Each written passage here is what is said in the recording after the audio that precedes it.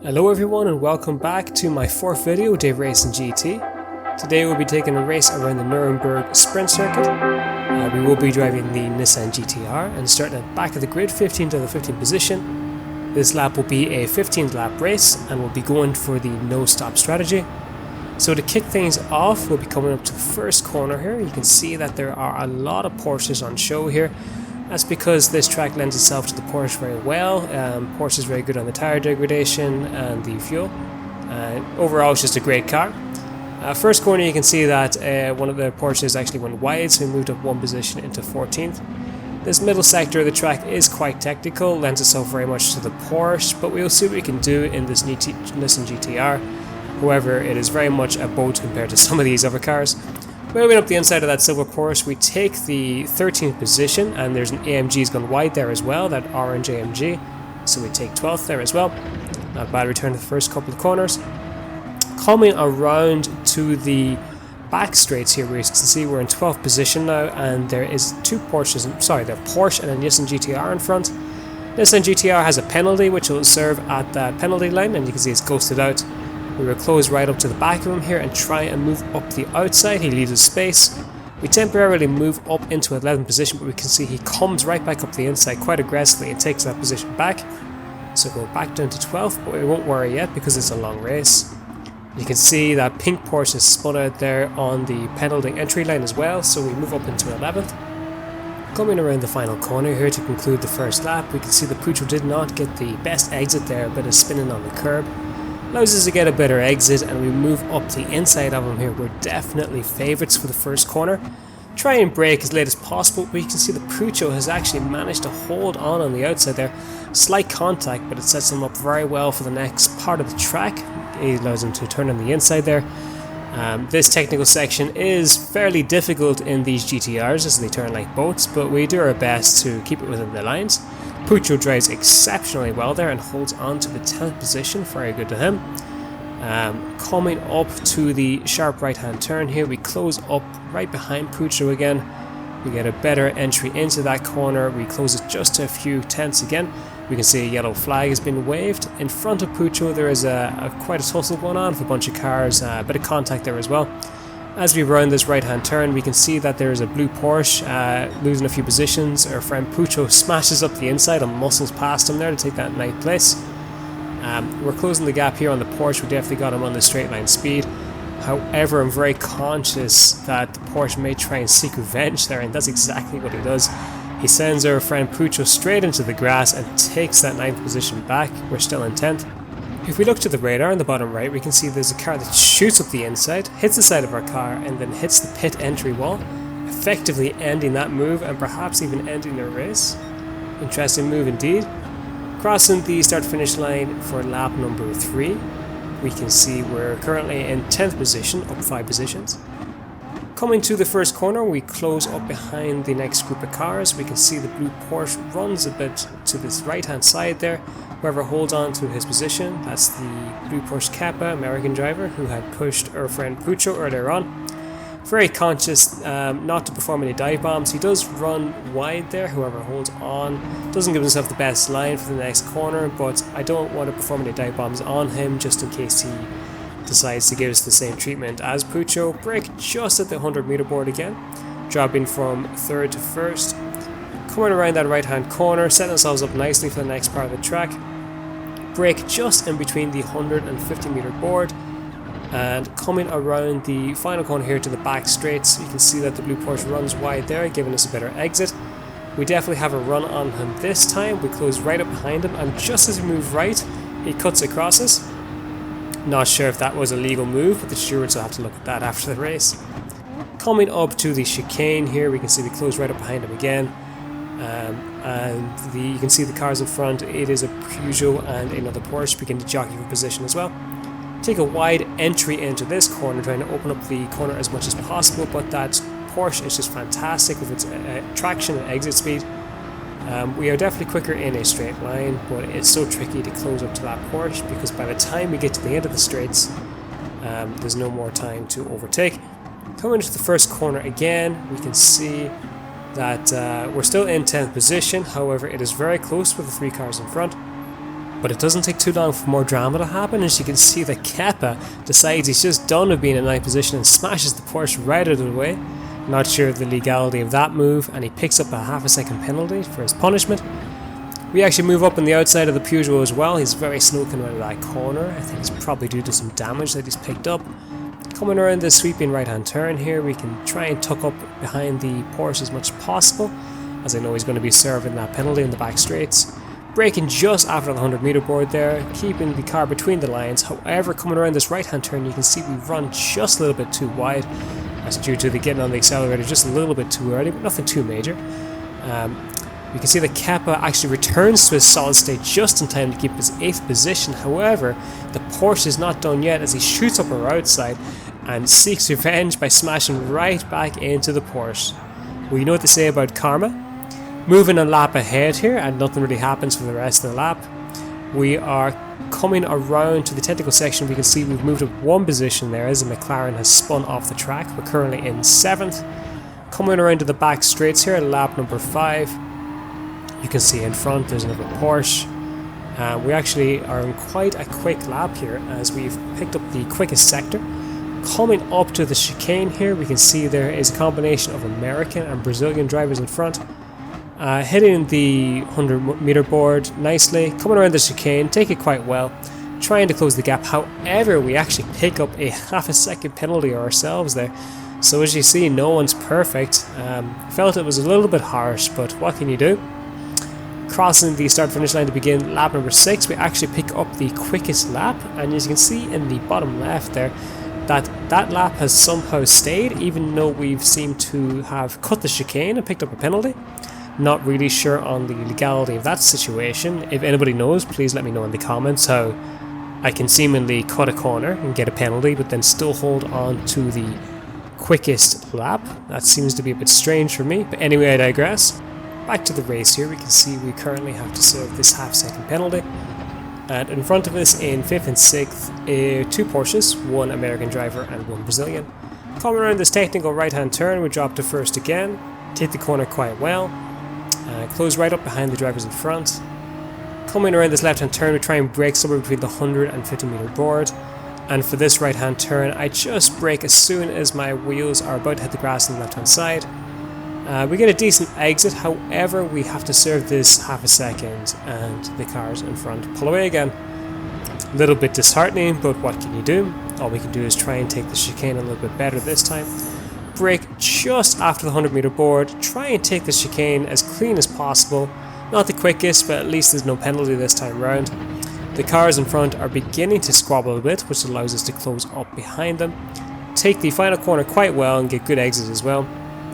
We're definitely beginning to suffer from a little bit of lack of traction, and this is where the late game Porsches will become a bit stronger than us. But in the meantime, we'll see what we can do. We can see that the car in front actually moves to the right hand side, quite defensive. Don't know if it was really required. Doesn't give himself the best exit here, but hold on to the position. Coming around this technical left hand turn, nothing really yet. We can see that the 5th place is actually run a little bit wide there. Coming around this left hand turn as well, no real change. We get a decent line here, which allows us to close up. Closing up behind the Porsches again before we brake at the 100 meter board, dropping down to first once again. 5th place runs a little wide, not enough to make us move up the inside, but we can see that the 5th place Porsche just spins on the curb. However, got on the accelerator a little bit early. We're definitely on the back of 5th here as well, try and get a better line coming out of this back straights. And we definitely try and pull a move here on Chris. We'll move up the inside. Can we pull this move off? Coming around the right hand turn here, we definitely have better straight line speed than him, and we try and secure this position. I was conscious of getting rammed in the back, but fair play to Chris, he doesn't. And he concedes the position, and we move up into 5th. Rounding the final corner here, we can see Sleepy Joe in 4th place runs into the pits, so we actually move up into 4th. Nothing really changes there as we move ahead to the end of lap 8. We can see that 1st place and 3rd place have run into the pits as well. This allows us to move up into 2nd position, can you believe it? However, starting lap 9, nothing really changes until the end of the race, where Pulo takes the win and we take 2nd place. So, That is up from 15th to 2nd, up 14 positions, not bad. We immediately jump into the next race here, no resting on this channel, starting at the back again. Now this race was interesting because the lobby was not working, and what I mean by not working, as in there were initially 15 drivers, however, everybody had to sit there for 15 minutes while the lobby counter reached 0. I don't know why everybody stayed in the lobby. I guess no one wanted to get the punishment for quitting a race. But anyway, 11 drivers stayed, we had a few chats, and the race randomly kicked off 15 minutes later. We all began here, there were only 11 drivers left, as we said. We started off in 11th. So two cars spun off there. We move immediately up to 9th, up behind the BMW driver. We don't actually see too many BMWs in this race. Like the GTR, I'm sure it's quite quick in a time trial or one lap, but not the best on the tyres, as it's quite a heavy car. Anyway, we'll do our best to overtake it. Coming around the corner here for the back straights, we're still in 9th position. All we can do is try not to be too aggressive at the beginning of the race, as it is only lap 1 of 15 and we don't want to completely kill our tyres. Coming up the chicane, we can see that there's a bit of squabbling in front. Porsche hits the back of the BMW, runs a little bit wide. We move up into 8th, coming around the final corner here. Let's see, can we get a good exit? There's actually a Ferrari there as well. The Ferrari again is a very quick car with 1 lap in qualifying.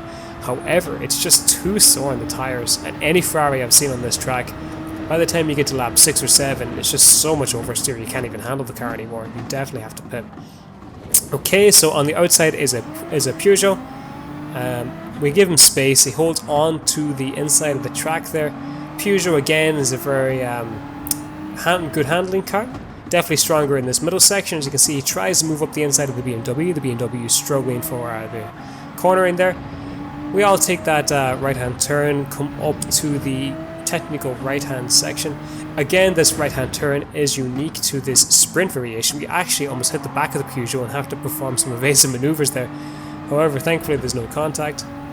Brake just between the 150 meter board, coming around the left hand turn, a little bit wide there, could have took that better. Let's see how we take this right hand turn, again quite wide, nothing too well. We actually see that the Ferrari, just as I was speaking, smashes into the barrier there. So yeah, if you're doing this race, don't pick the Ferrari. In the middle of that too, you can see that the car behind us, the Bad Viper GT, actually almost got the overtake on us as well. We just about managed to hold on to the position there. Coming around the final corner of lap number 2, plenty's happened in this race so far, even if it did have a 15-minute delay. We definitely have the straight line speed on this Peugeot. Let's see, can we close the distance here? It takes about half the length of the straights to actually begin gaining on him, which is the only problem. And then I'm not sure if we have the better brakes. We both brake on point. He does run a little wide, and I actually follow him a little bit wide as well. Again, he is the inside for this next corner, so we just allow him a bit of space, plenty of respect on show. Don't want to make any contact.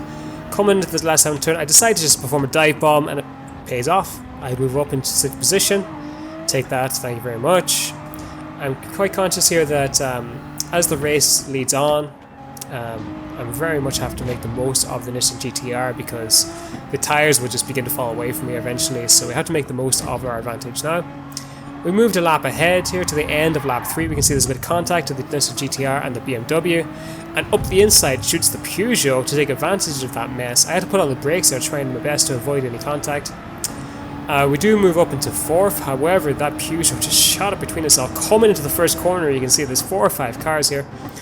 A McLaren comes out of nowhere, shoots up the inside. I think it's every car from positions 3 to 9 here. 6 cars battling this out.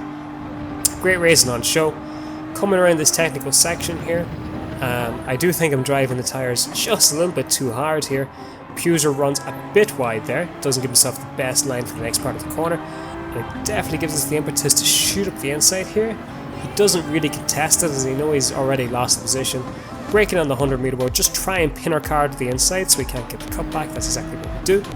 Moving forward to lap 7 here, as not much happens. We can see we actually picked up another penalty, and that McLaren has actually got ahead of us well. That McLaren is a very strong car for the late game.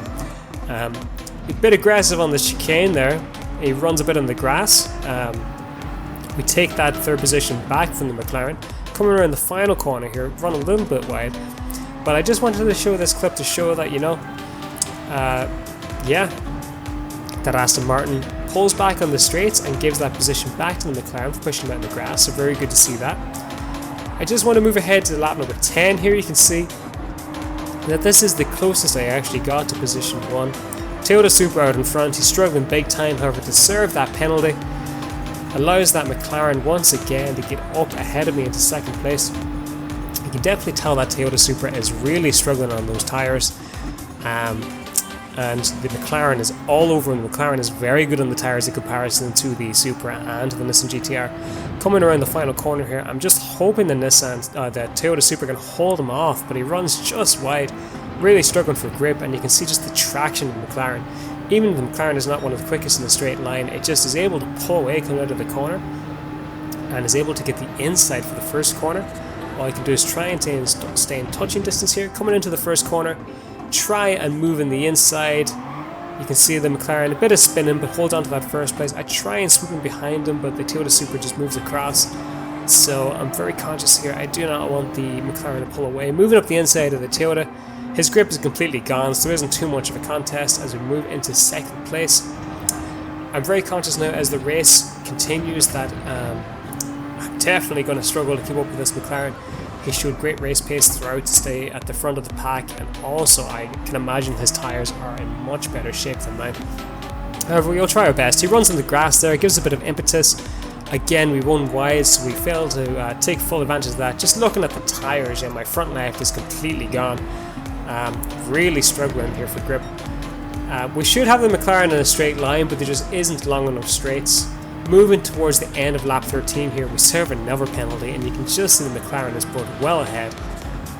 So all we really can do is try and secure that second position. Moving to the end of the race, that's what happens. We secure that second position. Again, there was no keeping up with that McLaren, but second's the best we could do here. A 9th place improvement from 11th to 2nd, not bad. Again, if you enjoyed this video, please consider hitting the bell icon and subscribing. Thank you very much for watching, and until next time, take care.